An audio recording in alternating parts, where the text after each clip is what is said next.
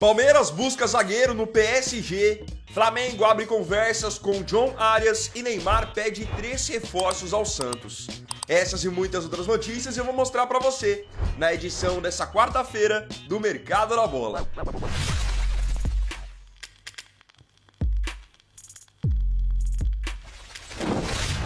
Bahia retoma conversas por Everson.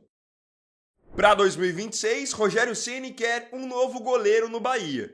Só que esse novo goleiro que ele tanto deseja é já um velho conhecido, um antigo alvo do tricolor de aço. No caso, o goleiro Everson, de 35 anos, do Atlético Mineiro. Jogador que, mesmo com a temporada muito ruim feita pelo Galo, ainda acabou sendo um dos poucos jogadores ali que se salvaram, com boas defesas, boas partidas e bastante regularidade. Segundo informação do jornalista Fael Lima, o Bahia tem tanto interesse no Everson que já abriu novamente conversas para tentar a sua contratação, coisa que já tentaram em uma outra oportunidade, mas o Atlético Mineiro não quis liberar. Agora, com o Atlético passando por vários problemas financeiros, o cenário pode acabar sendo diferente. O Everson ainda está sob contrato com a equipe mineira até 2027. Foram 68 jogos em 2025, passando 28 sem tomar gol. Um baita de um goleiro que somaria demais ao Bahia. Porque além de ser muito bom debaixo das traves, é um goleiro muito bom também trabalhando com os pés. Neymar pede reforços ao Santos.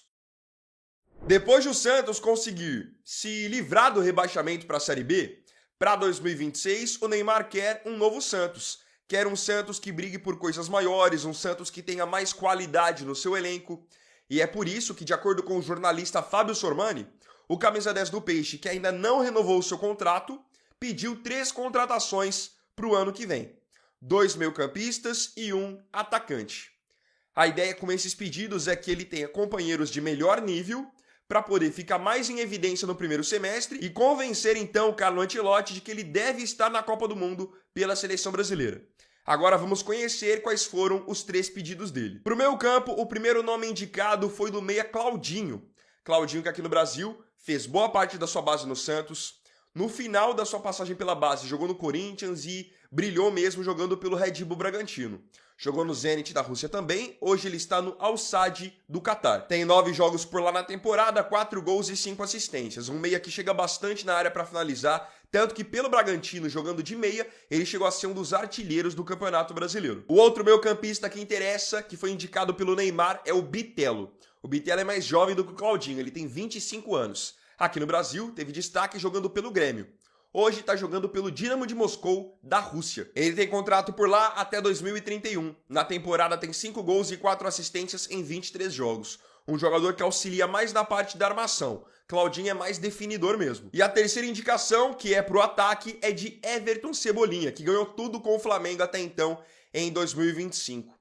O Cebolinha tem contrato com o Flamengo só por mais um ano, tá com 29 anos e já deixou bem claro que em 2026, mesmo que ele saia do Flamengo, ele quer estar em outro lugar onde ele possa ser mais aproveitado e ter mais espaço como titular. 42 jogos para Cebolinha em 2025, 4 gols e 4 assistências. Muito bom jogador. Esses 3 jogadores com certeza elevariam o nível do time do Santos. Mas convenhamos que essas 3 contratações pedidas pelo Neymar também não são lá das mais acessíveis. Nos casos de Claudinho e Bitelo, eles têm ainda contratos longos com seus clubes. Claudinho até 2029 com o Al-Sadd e Bitelo até 2031 com o Dinamo. De acordo com o Fábio Sormani, a estratégia do Santos seria de tentar contratar tanto o Claudinho quanto o Bitelo por empréstimo, ajudando a pagar parte do salário. Mas aí fica o questionamento. Qual a chance do Al-Sadd e do Dinamo liberarem jogadores tão importantes, ainda mais por empréstimo? Convenhamos que fica muito difícil. Agora, no ataque, o Everton Cebolinha é sim um nome mais acessível, porque ele precisa mesmo estar em um outro time em que ele jogue mais. No Flamengo, ele passou a maior parte da temporada na reserva. Só que não é só o Santos que vai querer o Everton Cebolinha, outros times do Brasil também estão de olho, como o Grêmio, o Palmeiras, então fica complicado o Santos atender às exigências do seu principal jogador. Brenner pode voltar ao Brasil. Você aí, se lembra do atacante Brenner? O Brenner ficou muito conhecido por aqui jogando pelo São Paulo, onde ele era praticamente um alienígena na base, quebrou vários recordes na base do tricolor. No profissional teve bons números também e depois foi negociado com o futebol dos Estados Unidos, onde teve boa passagem pelo Cincinnati. Depois que ele saiu do Cincinnati, ele foi jogar na Udinese da Itália, mas na Europa ele não conseguiu se firmar, foi pouco aproveitado. Então o que a Udinese fez? Emprestou o Brenner de volta para o Cincinnati. E esse contrato de empréstimo acaba agora em dezembro de 2025. E ele não tem perspectiva nenhuma de voltar a ser aproveitado lá na Itália. Nesse cenário, a informação do jornalista Alexander Vieira é de que o Brenner pode voltar ao futebol brasileiro. E 2 clubes já estão de olho nele. Já adianto que um deles não é o São Paulo, o clube que o revelou. Um time que está interessado nele é o Santos e o outro é o Cruzeiro. No caso do Cruzeiro, o Cruzeiro é o favorito pela contratação, até pela questão financeira do Cruzeiro hoje estar muito mais bem resolvida do que a do Santos. Só que o Cruzeiro quer aguardar também a resolução do caso Gabigol. Ver se o Gabigol realmente vai conseguir ser negociado, podendo até ir para o Santos. Então olhem só que curioso. O Santos pode acabar ajudando o Cruzeiro a contratar o Brenner. Isso caso eles contratem mesmo o Gabigol. O Brenner é um jogador novo ainda, ele tem 25 anos, vem de uma temporada em que disputou 10 jogos, marcou 6 gols e deu uma assistência. Pode até não ter vingado jogando na Europa, mas para mim é um bom jogador, principalmente para o Cruzeiro, para compor elenco, para jogar junto ou ser reserva do Caio Jorge, é uma boa opção. Tite chega ao Cruzeiro.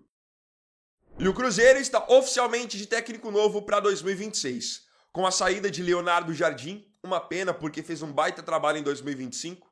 O novo técnico da Raposa é o técnico Tite, que acumula passagens por Corinthians, Seleção Brasileira e teve como último trabalho o Flamengo em setembro de 2024. Passou o ano de 2025 sem trabalhar, dizendo que estava apenas cuidando da saúde e agora para 2026 ele volta a trabalhar no Cruzeiro. Inclusive vai disputar a Copa Libertadores. E assim, ele assina contrato de 1 ano e é um momento de pressão para o Tite, porque o principal desafio dele vai ser manter o bom trabalho que o Leonardo Jardim vinha fazendo. É aquilo que eu já falei em outro vídeo aqui do canal. O Leonardo Jardim pode até não ter levado nenhum título com o Cruzeiro, mas fez uma campanha de ser terceiro colocado do Brasileirão, ficando atrás apenas do Flamengo e do Palmeiras, que investem absurdos, e ainda foi semifinalista da Copa do Brasil, com chances totais de chegar na final, só não foi pra final porque o Gabigol desperdiçou aquele pênalti. Cruzeiro inicia suas dispensas. Com a chegada do técnico Tite, alguns jogadores já vão dando adeus ao Cruzeiro. No caso, 2 jogadores que tinham contrato mesmo só até o final dessa temporada. Um meio-campista e um atacante.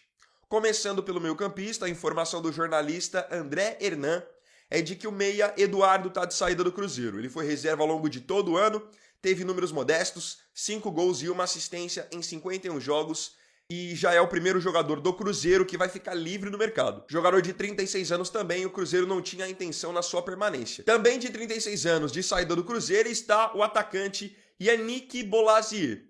O Bolasie também foi reserva ao longo de toda a temporada, jogador que foi contratado depois de um bom Brasileirão no ano passado pelo Criciúma, mas no Cruzeiro a concorrência é mais pesada, ele acabou jogando menos e o Cruzeiro também, ao longo do ano, foi contratando jogadores para a posição dele, que eram jogadores mais jovens e nos quais o clube investiu bastante grana, por exemplo, no Arroio. Então a informação da Central da Toca é de que o Bolasie também está dando adeus à equipe mineira. Flamengo faz contato com Arias. Indo para o Rio de Janeiro, hoje o Flamengo vai jogar a final do Intercontinental contra o Paris Saint-Germain, mas antes da final contra a equipe francesa, contra o vencedor da Liga dos Campeões, o Flamengo está planejando seu 2026 e abriu conversas com um jogador de peso que certamente agrada muito a torcida. O meia atacante colombiano John Arias, que aqui no Brasil jogou muita bola pelo Fluminense, sendo campeão da Libertadores pelo rival, e ele agora está no Wolverhampton da Inglaterra, mas num período de baixa. O time dele está muito mal no campeonato inglês e ele ainda não fez um golzinho sequer desde a sua contratação. O Arias chegou no Wolverhampton a pedido do técnico Vitor Pereira, aquele mesmo que trabalhou no Corinthians e no Flamengo. Só que a campanha do Wolverhampton era tão ruim que o Vitor Pereira foi mandado embora. Ou seja, quem pediu o Arias na Inglaterra já não tá mais lá. E aí a informação do jornalista Paparazzo Rubro-Negra é de que o Flamengo já abriu negociações com o John Arias. O Flamengo fez algumas conversas, alguns contatos e sinalizou para ele com um projeto esportivo e financeiro. E o Arias gostou do que ouviu. Afinal, quem hoje não quer jogar no Flamengo, com todo respeito? Um time que vai brigar por tudo, que paga em dia, salário bom, companheiros bons. Claro que vai seduzir o jogador. Então os dirigentes do Flamengo estão bem otimistas de que o acordo vai poder ser fechado para começo de 2026. Lembrando que o Arias ficou batendo na tecla por mais de um ano no Fluminense, que queria sair do Fluminense para jogar na Europa. E agora, olha só que curioso, a passagem dele na Europa pode acabar durando apenas 6 meses. Falando ainda sobre o Fluminense, queria só esclarecer uma coisa. No contrato de venda do Fluminense do Arias para o Wolverhampton, tá lá que o Fluminense tem uma prioridade da compra do John Arias em caso de uma negociação com outro clube brasileiro. O que isso significa? Que se o Flamengo chegar e fizer uma proposta para o Wolverhampton para contratar o Arias, o Wolverhampton não pode liberar na hora. Eles precisam primeiro ligar para o Fluminense e falar para o Fluminense, olha, o Flamengo fez uma proposta aqui. Quer cobrir? Quer igualar a proposta? Por causa dessa prioridade que é uma cláusula no contrato do colombiano. Agora, já pensaram o Flamengo em 2026 com Carrascal, Arrascaeta, John Arias? Fica complicado para quem for marcar esses jogadores. Dupla fora do Palmeiras. Falando agora sobre o Palmeiras, que vem de um 2025 bem decepcionante, sem nenhuma conquista. Para 2026, o Palmeiras vai liberar algumas peças do elenco e está olhando para o mercado de maneira pontual, buscando nomes de um pouco mais de peso. Começando pelas prováveis saídas do Palmeiras, informação do portal do GE é de que o zagueiro Mikael deverá deixar o Allianz Parque. Mikael foi contratado por praticamente 5 milhões de euros do Houston Dynamo dos Estados Unidos no começo dessa temporada, mas esteve bem longe de corresponder às expectativas. Foi um alto investimento quando esteve em campo, comprometeu em jogos importantes, não conseguiu cair nas graças da torcida e demonstrou bastante insegurança.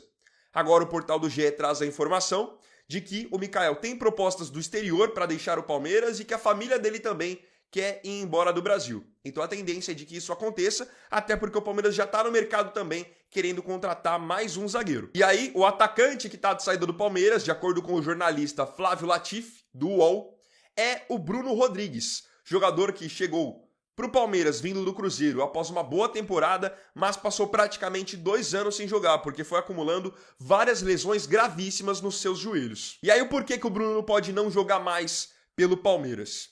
Quem acompanhou as redes sociais ontem sabe o burburinho que foi pelo fato de o Bruno Rodrigues ter jogado na várzea do Rio Grande do Norte, esses campeonatos de final de ano. Então ele jogou no Rio Grande do Norte, jogou na várzea, acabou sendo campeão até pela sua equipe da região. Só que isso pegou muito mal no Palmeiras, porque o Palmeiras, querendo ou não, preparou o Bruno Rodrigues por 2 anos depois de ele ter se lesionado, e a primeira coisa que ele faz nas suas férias é, logo, jogar na várzea, sabendo que tem o risco de ele se lesionar. Então isso acabou pegando muito mal, e ele então, que já não estava nos planos para a temporada que vem, há a tendência de que agora seja negociado mesmo. Ele tá com 28 anos e tem contrato com o Palmeiras até 2028. Jogador que quando chegou, havia sim uma expectativa em cima dele, mas as lesões acabaram atrapalhando demais essa passagem dele pelo Alviverde. Para quem não acompanha tanto os bastidores do futebol, pode achar que isso que o Bruno Rodrigues fez foi um absurdo. Ele ter ido jogar na várzea estando de férias. Só que é o seguinte, jogadores profissionais jogarem na várzea ou jogarem peladas durante as férias é muito mais comum do que vocês imaginam. É claro que nesse caso do Bruno Rodrigues pega muito mal pela questão de ele ter ficado muito tempo parado. Só que para outros jogadores é rotineiro. Eu posso falar para vocês porque tem um jogador profissional que sempre quando ele estava de férias, ele jogava no meu time aqui de Futebol Society. E quando eu digo sempre, é sempre mesmo. Todas as férias ele vinha e jogava. E digo mais, era um dos que mais tinha vontade de ganhar dentro da quadra. Tem um outro jogador também que agora em 2025 ele foi até convocado pelo Ancelotti na seleção brasileira. Ele joga na Europa. Nas férias de meio de ano também esteve aqui com os meus amigos e também jogou no Rachão. Então isso é algo já normal. O jogador mesmo nas férias ele quer estar jogando, quer estar se movimentando. Beraldo é alvo do Palmeiras. Para encerrar essa edição do Mercado da Bola, vamos falar sobre o novo alvo do Palmeiras para a zaga. Lucas Beraldo, zagueiro do Paris Saint-Germain de 22 anos, que aqui no Brasil foi revelado pelo São Paulo e esteve presente em algumas das últimas convocações de Carlo Ancelotti da seleção brasileira. Já não é um segredo para ninguém que o Palmeiras está buscando um novo zagueiro no mercado para 2026. Já foram ligados ao Palmeiras nomes como Nino do Zenit, Joaquim do Tigres do México, Vitão do Internacional e agora o nome da vez é de Beraldo. Informação do jornalista Diego Firmino é de que o Palmeiras fez uma consulta oficial para saber das condições de contratar o Beraldo, que, reforçando, não é hoje titular do PSG. A dupla de zaga titular dos franceses é formada por Marquinhos e Pátio. Então Beraldo, por vezes, quando joga, nem joga como zagueiro. Acaba entrando para ajudar na lateral esquerda. Enfim, 2026 é um ano de Copa do Mundo e o Palmeiras tenta usar desse argumento, desse fator, para dizer pro Beraldo que é uma boa jogar no Palmeiras pela visibilidade, enfim, pelo projeto que o Palmeiras tem. A princípio, a ideia do time paulista é de apresentar para ele uma proposta por empréstimo com opção de compra. Caso o PSG não aceite, o Palmeiras vai tentar uma compra envolvendo algum jogador jovem da base que interesse ao Paris Saint-Germain, como o Eric Belé. Vendo o Palmeiras tentar contratar o Beraldo por empréstimo, fica até uma curiosidade, um questionamento. Por que o Palmeiras não usou exatamente essa mesma estratégia quando foi contratar, por exemplo, o Mikael? Porque o Mikael é um jogador que era praticamente desconhecido.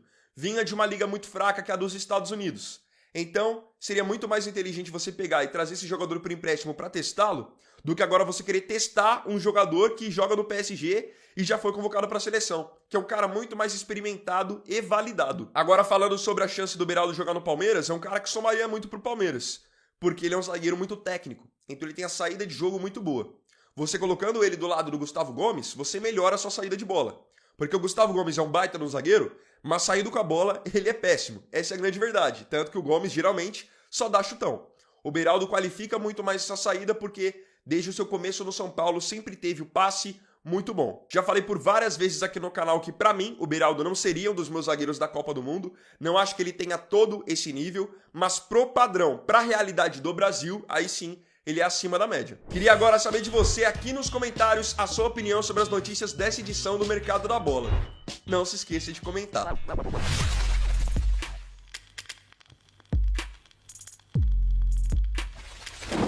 Então, bom, galera, esse vídeo aqui foi o primeiro dessa quarta-feira. Eu agradeço profundamente a você pela companhia em mais um vídeo.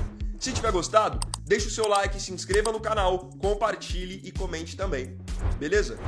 Então é isso, galera. Tamo junto, até mais tarde e até o próximo vídeo. Fiquem com Deus. Vini Weiner aqui. Valeu, falou e fui!